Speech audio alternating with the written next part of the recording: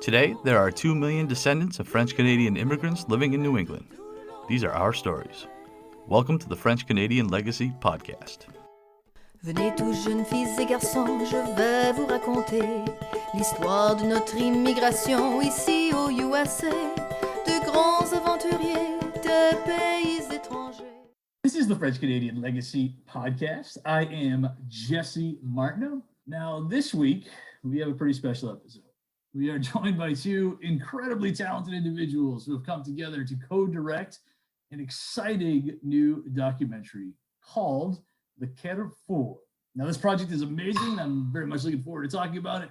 Jessamine Irwin, Quintanilla, welcome to the French-Canadian Legacy Podcast. Hi, thank you. Thank you. Now, Jessamine, let's start with you. I'd like to get your story before we get too far into this film, which, I mean, I've seen the trailer for. I've read some write-ups talking about it, and it sounds absolutely amazing. So let's just get your story real quick. So where did you grow up? So I grew up in Bangor, Maine. Yeah. And now, did you have any kind of Franco-American background? Where did the interest in any of this come from at all? So, in my family, we aren't in any way of Franco-American heritage. But when my mom was a kid, she started school in Madawaska. And I know that's very Acadian French heavy. And so she would always tell me about, hearing French on the playground at school, and just became a lifelong Francophile. Nice. And so, yeah, really my French started with my mom, and then I went on to study it. And it's just something that I have always loved. Okay, yeah. And so what made you decide, you know what, this is kind of cool, these stories that I'm hearing from mom, this might be something I'm interested in, searching for as far as on the academic side? Before leaving Maine, I don't think I ever realized how unique the French was that is still in the state. Sure. And once I left, I started, I lived in France and traveled abroad and everything, and nobody knew about it. So when I started at NYU, I thought, well, I want to help people learn more about the French from where I come from before it disappears. And I started teaching this class called Living in French in North America. And that's how it all began. All right, cool. Yeah, I definitely want to talk about the class because that sounds amazing. But did you grow up around, did you have friends who kind of grew up with the traditions? Did you eat a lot of pork pie over at Buddy's house, or have some gratin sandwiches or anything like that growing up? No, all of that I learned. Well, the thing is, in hindsight, a lot more makes sense. Like when I think back to like my high school French classes and kids in the class talking about their mémé and pépé and everything, I remember that very clearly. Sure. But I can't say that I experienced the culture because I really didn't until, getting into this world as an academic, Very cool. Now, all right. So living in French in North America sounds like an absolutely amazing class.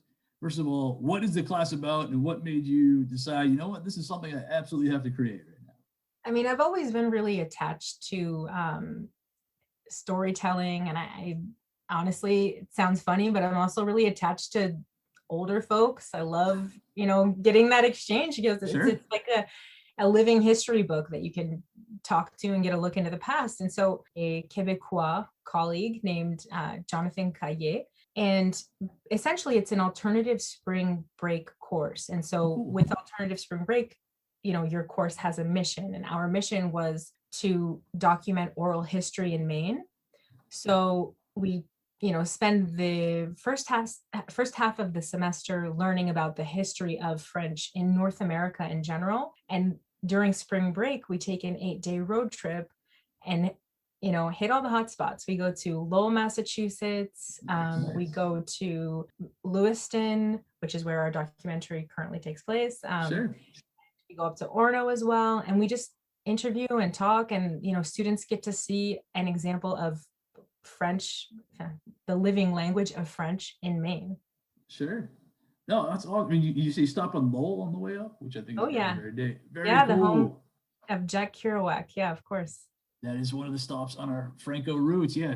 Did this still exists, this class? You still offer this class? Yes, every spring. All right. So I'm looking forward to the next spring then when you stop in Manchester. We'll give you a little tour. We'll add it to the list. Absolutely show you around. All right, that's very, very, very awesome. All right, so you talk about these kind of those oral histories that you've been documenting. Who do you interview? How do you find the people to interview? First of all, how do you convince them to talk to you? Is that even difficult? Because I've kind of had mixed bags sometimes. Is that? In my experience, and I think maybe I've just been very fortunate, everyone has said yes. Everyone that I've, especially in Maine, and I don't know if it's, obviously I'm not a member of the Franco-American community as it like being a part of like my heritage, but Sure. You know, speaking French is a huge part of the Franco-American heritage. And I think that, you know, recognizing that as valuable means a lot to people. So I remember, you know, like the first trip we made up to Lewiston, and I coordinated with Jessamine, who used to work at the Gendron Franco Center. And when we came up with my students for that first trip, I just remember the interactions between the Franco-Americans that were present. And what's interesting is that it wasn't just Franco-Americans, it was also Franco-Africans that had come to Lewiston more recently. So my students come and introduce themselves. And I just remember feeling really moved by the Franco-Americans that were complimenting my students, telling them how perfect their French was and how beautiful their French was. And my students were stunned because they were like, well, you guys grew up complimenting us, like we're just students. And that says a lot, you know, that really speaks to the past learned shame of, you know, Maine French. A lot of people grew up believing that their home language was just slang and it wasn't something you could actually use. You know, it had no public function, which is false. But it's kind of ingrained, you know, in a lot of people. So yeah, but all that to say, the Franco-Americans of Lewiston and of Orono and all the Franco-Americans I've interacted with in Maine have been super welcoming, the Franco-African community as well. And yeah, I feel really fortunate to be part of that today. That is very awesome. I'm sure they're excited to see students reaching out to them in French, especially. I'm sure that makes a huge, huge difference. I know, so for me, it wasn't so much that people were not interested. They were more, when I've asked them, they were almost surprised, like, why me? Why this story? Like it's like, it comes as news to them that they might have a story that's worth telling, that they almost don't understand that that's the case, which can be difficult. But the fact that you can do it in French, I'm sure is super helpful. Awesome. Daniel, I'd like to get your story now. Where are you from then? You don't exactly have a French last name. I don't, no.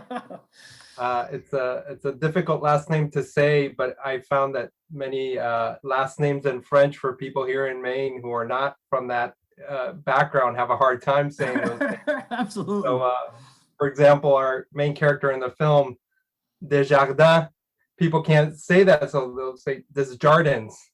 Absolutely. and I find that both comical, but an insight into something that happened in the past, and that's part of kind of what we're trying to do in the film, is kind of unpack a lot of this of why we're where we're at right now, why people feel shame, why people feel like disconnected in some ways from their past, and many people are searching for that connection. So a little bit about just my background. I was born in Mexico. I come from a multicultural home, one parent from the US, one parent from Mexico.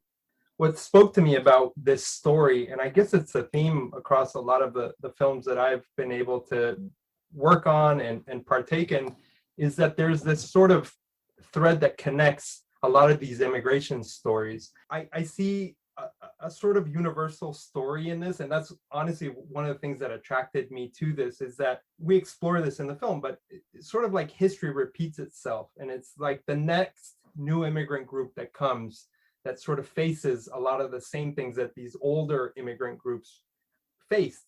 And really not a lot of people know what, you know, French Canadian kids experienced in school and all that. And it may in a certain way be what a lot of young kids like Congolese, Burundian kids have to face in slightly different ways, but it's similar. So our hope is that this film kind of creates a conversation that can sort of engage everybody in this larger immigration story, in which they can see their own story in there.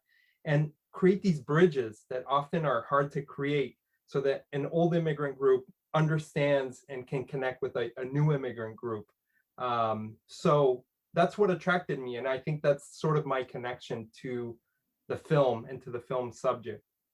No, that's awesome. And I think what you said about the whole your last name thing was pretty fascinating. I'm up here in Quebec City right now, and I can tell you that it's a whole lot easier telling people what my last name is here than it is even back home in New Hampshire, and certainly is much easier than when I was living in Philadelphia or DC. So no, that's super interesting. But yes, we need to talk about this film. So maybe we can start this way. Who is Cecile? What's her story? How'd you guys find her? So Cecile is a Franco-American retiree in her 60s.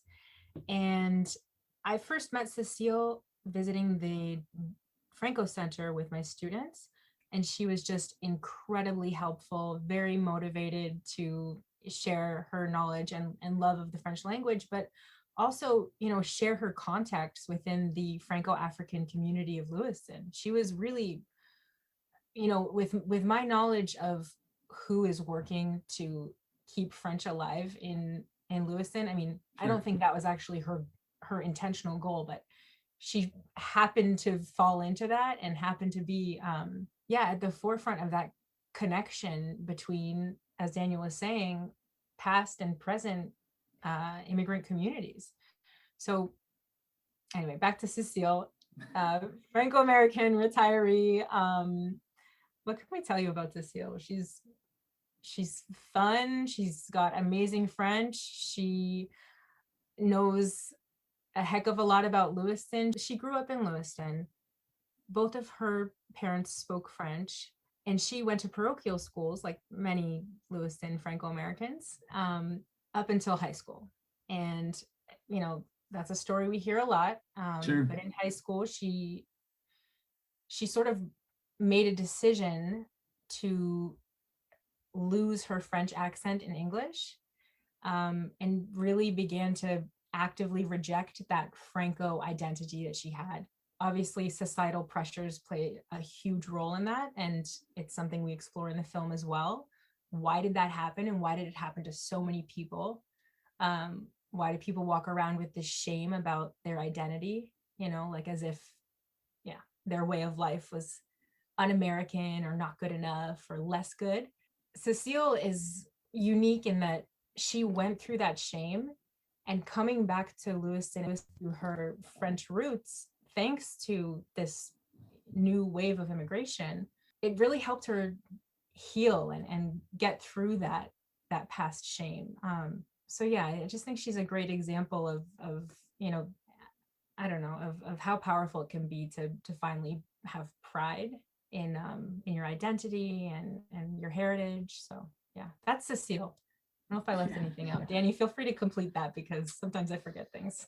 It's somebody in their 60s who has had these life experiences and is able to kind of realize what was lost in their life due to this sort of purposeful but sometimes unconscious rejection of everything they sort of stood for or what community they belong to the point, and she'll tell you this story, where she was the one actively mocking the French accent, the French identity. She and her friends would we have this great story she tells about going to the Twin Games, a hockey team, and they would hold these signs that would basically say, with a sort of written in like how a French, somebody with a French accent would say, "Let's go Twins."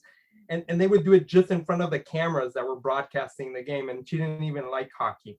So that's sort of where it can go. And she's comfortable now in her 60s, opening up and talking about where she's been and how her stories really come around. And the big surprising part of that is how she got her French back. It wasn't through her Lewiston friends, because very few were publicly speaking French. She found it through these French groups that were mostly Congolese people who were using the French language as something to sort of overcome the language barriers that a lot of asylees and refugees face. And it was through those encounters where she was able to find community. She was able to sort of find a reason, raison d'être, a reason to be.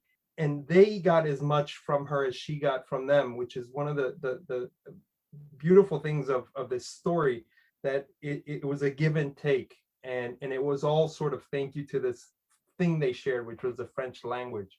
Mhm. No, that's awesome. I mean, what you described is, I mean, it's a theme that we've heard quite a bit on this podcast. It's almost like the idea of a journey, like a cultural identity not being a stagnant thing, that it is a continual journey that a lot of people find themselves on. I know I can relate to that myself, certainly.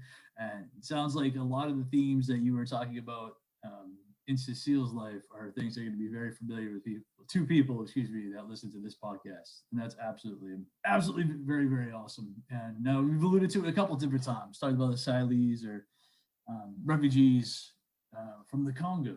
Now, can you maybe just tell the story for those who might not know? How did this population end up, of all places, Lewiston, Maine? And kind of what does that world look like now? Well, I just want to make a comment too really quickly about what Sure. you just said. We do hope that people listening to this or that watch the film, we hope that they will identify with this, in some way. Like, as Daniel mentioned earlier, it is in many ways a universal story.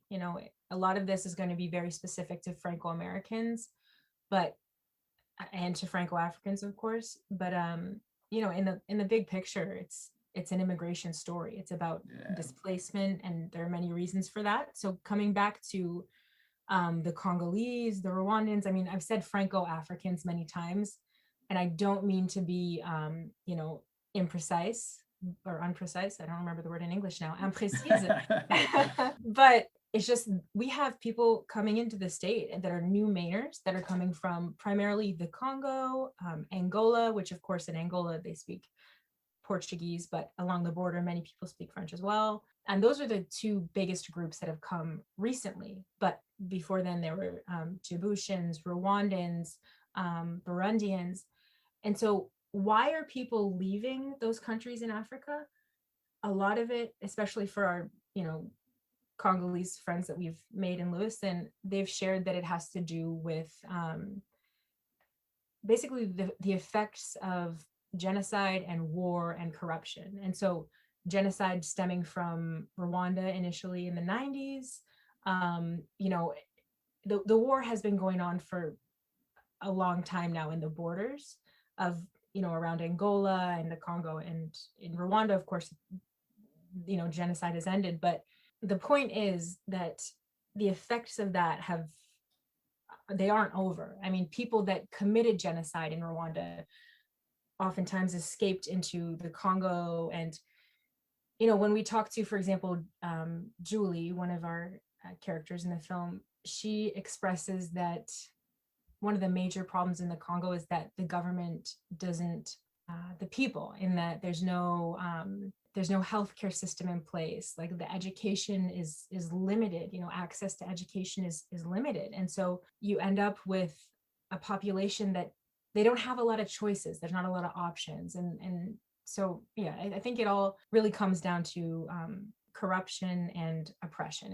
And it makes it impossible to live your life the way that you want to. And that's the reason people are leaving, And to be quite frank, many people left because their lives were threatened by the government. That's why people are leaving. Why are they coming to Maine?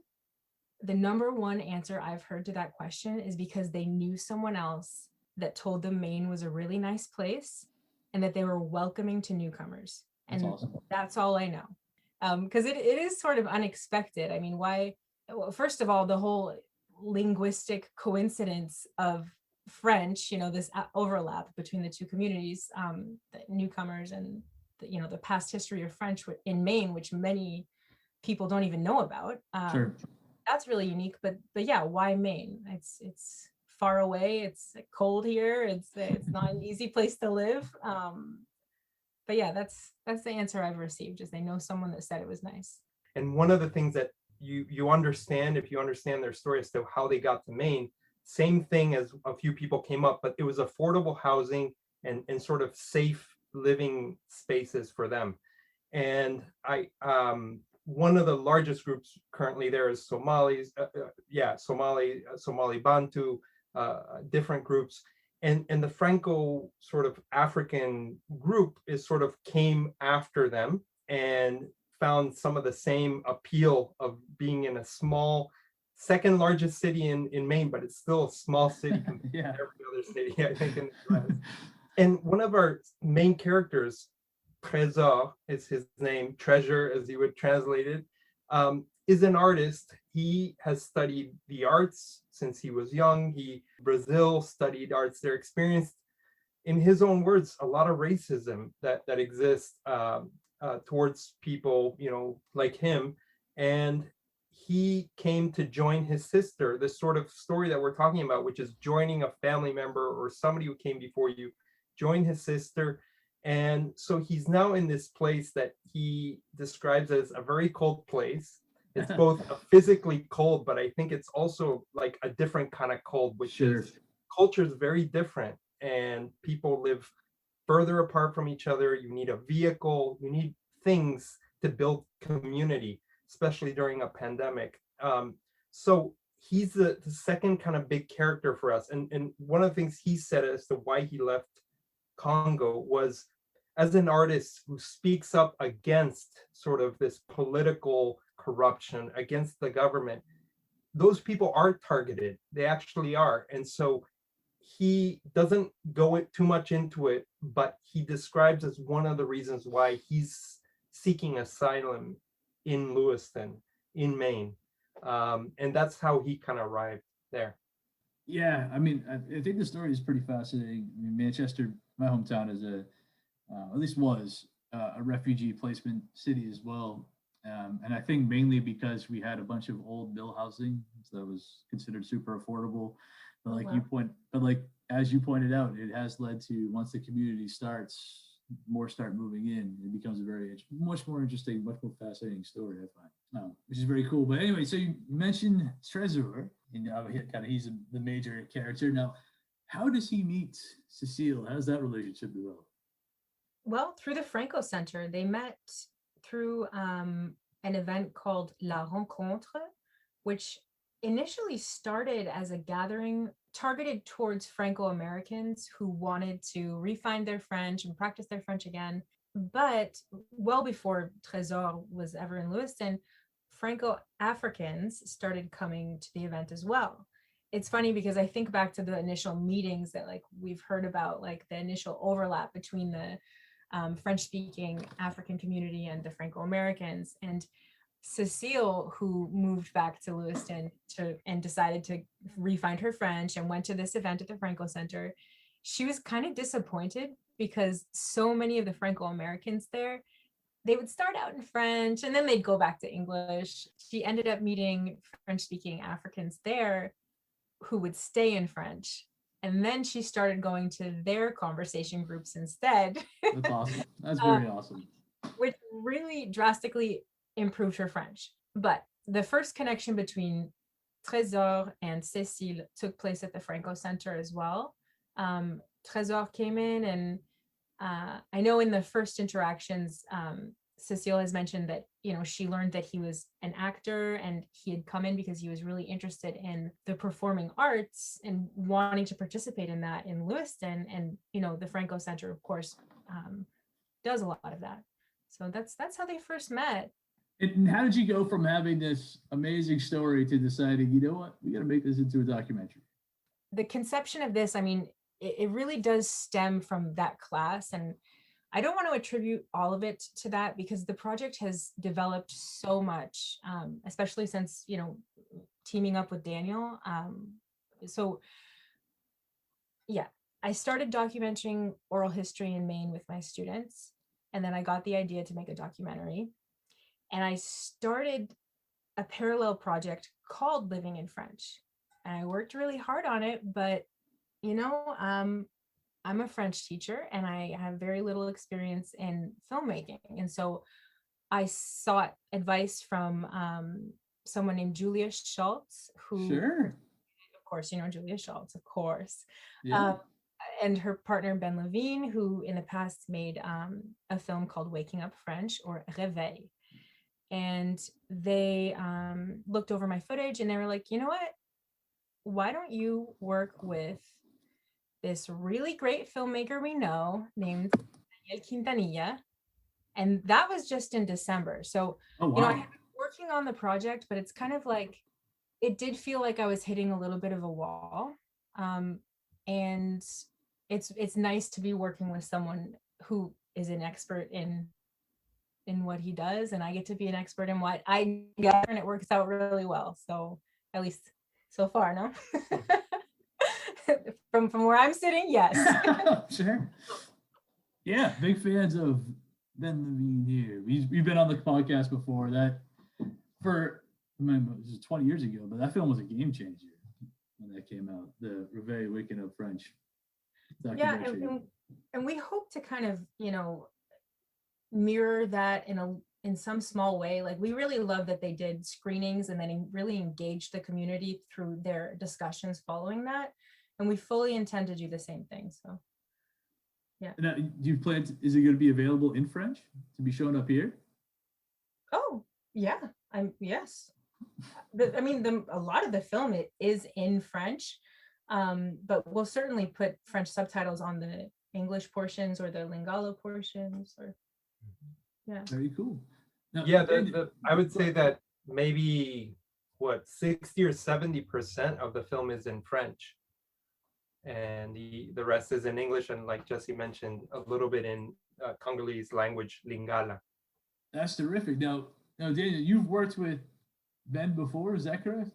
I have, yeah, in different capacities. Both Ben and Julia have been involved in language documentation and reacquisition in communities here in Maine, but also all over the world. You know, the communities here in Maine, I don't know what it's like in New Hampshire, but if you're a filmmaker, you almost know every other filmmaker. And when this opportunity for this film grant came up through SIF, I had like 5 people email me, you need to apply for this, which was a Maine Film Heritage Grant. I think that's what it's called, Maine Film Heritage Grant. Maine Heritage Film Grant. Okay. Yeah, sorry. Yeah, no, it was heavily focused on French because it was sponsored, this grant, by TV5 the French language broadcaster, who's partially funding our film. So in conversation, meeting Jesse in conversation, we basically started assessing through Jesse's network of people that she'd interviewed and talked to, where might there be a good story here that touches both on the new immigrants and this older immigrants. And Cecile, her name was out in public. I mean, she'd been interviewed by Radio Canada and NPR and, you know, Maine Public, all these things. So I actually had been aware of her, but it was such a small community that, you know, surely right after that, we were able to meet Tresor and talk to a bunch of other people. And I think immediately we saw that there was a connection here in which we could use Cecile's story as the backbone of a story in which we show how somebody from a young age makes a decision to not be Franco-American, to not have that identity. And in her 60s comes back to it, to reconnecting with that, thanks to Franco-Africans like Tresor. That was just like a beautiful little like log line of a film that you could just see there.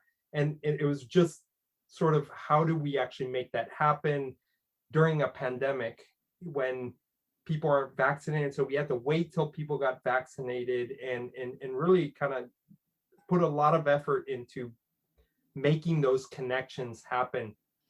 Yeah, and it seems from what I've seen so far that Tresor almost kind of had a reaction when he started learning a little bit about what the French experience had been, you know, a number of years ago, 50, 60, 70 years ago in Maine, because we've talked about in this program quite a bit that Francos did not always have the easiest of life, the best welcome ever when they arrived in Maine. So it was kind of interesting to get kind of his view, considering the amazing life experience he's had, kind of his view on all that. Oh, absolutely. And I feel like every time we do an interview or have a conversation with Tresor, he brings this perspective to the table that, you know, I hadn't even realized before either, even though I've been talking to Franco-Americans all this time. And yeah, I found it really helpful just being able to work with him and gain more perspective about how he sees Maine as, someone coming here,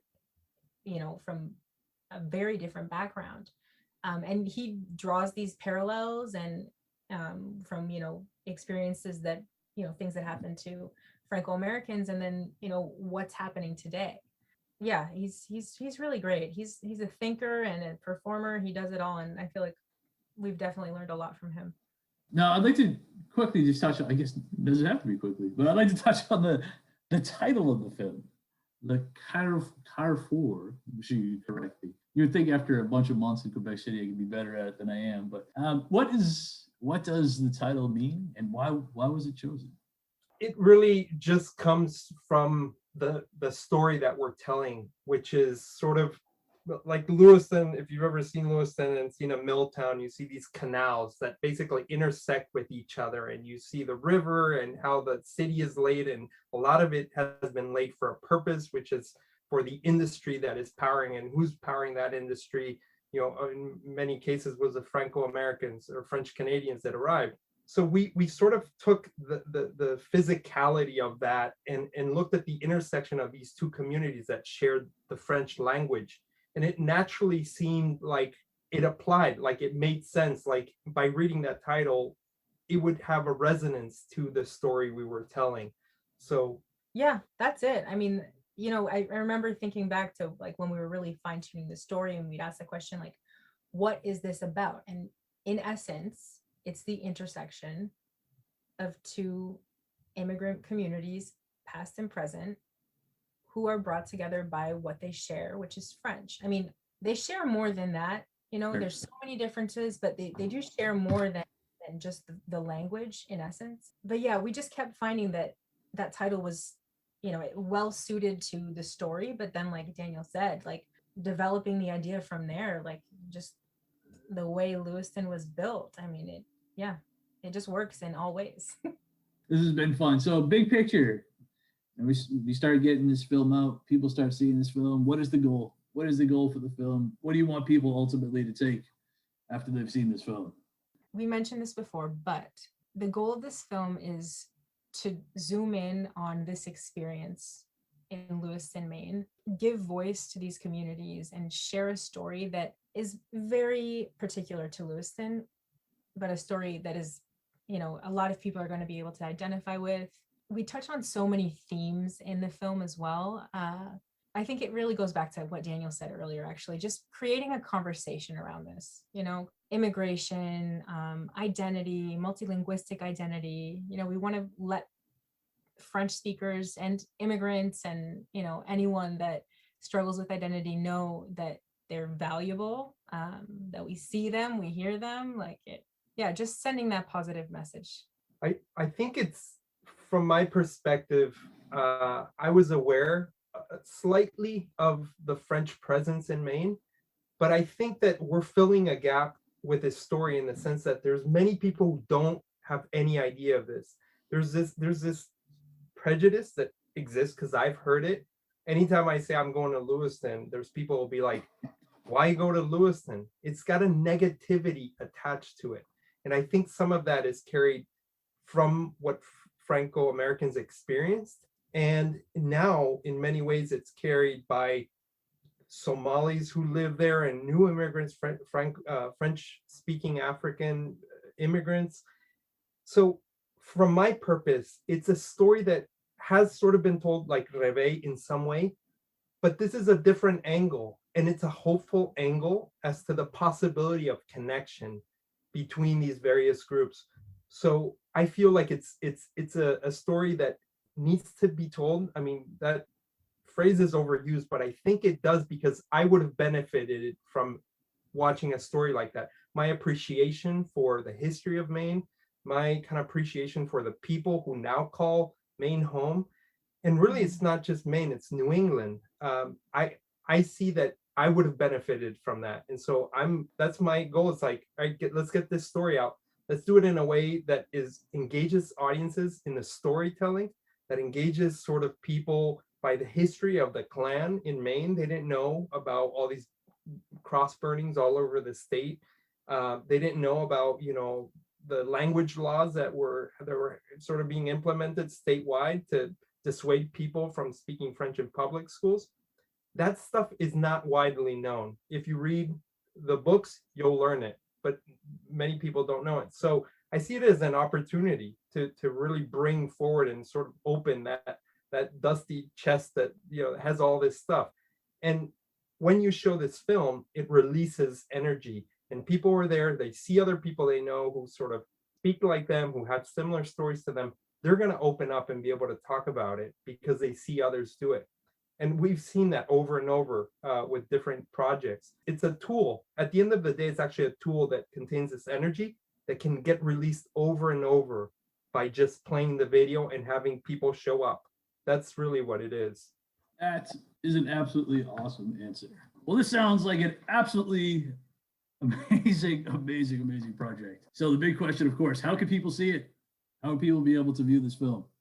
Well, we are premiering at the Camden International Film Festival this September. The festival will be from September 16th to 19th in person, but it will also be virtual for 10 days. I can't remember the exact dates. And then after that, we plan to organize screenings first in Maine and who knows where else afterward. I don't know what else to add to that, though. I mean, our film trailer and information on the film can be found at Le Carrefour film.com. So LECARREFOUR film.com. And we'll probably be updating screening locations and time on there. So if people want to find out where they can watch the film. And in the future, possibly we will be broadcasting or doing a video on demand, possibly, something like Netflix or Amazon. Those are our goals. We don't know if we'll get there, but certainly the short film will be ready by September. That sounds awesome. Now, super important question. I've been down this road a little bit, only because I've had different filmmakers contact me before in the past. I know it's not free to make a film. There's a lot of resource that goes into it. If somebody wants to support this project, how can we make that happen? once again, through our website, we have a link to our GoFundMe. So you can just go to the website, look for the donate here button or support this project. It's right on the homepage, and we would truly appreciate any support from anybody interested in the project. Well, you have the donation from the French-Canadian Legacy already, and I definitely recommend others do the same, because this is an amazing project. Definitely a story that needs to be told. More people need to hear about the way that this language is still being used. And I think that's very, very awesome. So again, I'd like to thank Jessamine Irwin, Daniel Quintanilla for joining the project, joining the podcast, their project, the Carrefour, is amazing. Thank you so much for joining our discussion today. Appreciate it. Thank you. Now our fathers look at us and sigh with despair, to think that everything they love we simply do not share. But the spirit never dies, our culture will survive. Each of us must choose how much to keep alive. Each of us must choose how much to keep alive. Special thanks to Josie Vachon for providing the music. You can find more about her at josievachon.com. This podcast was produced and edited by Mike Campbell. If you have any questions or comments, please email us at fclpodcast@gmail.com. You can also follow us on Facebook, Twitter, and Instagram at FCL Podcast for more information about the topics discussed. If you enjoyed the show, please subscribe and leave us a review on iTunes or wherever you listen to this episode.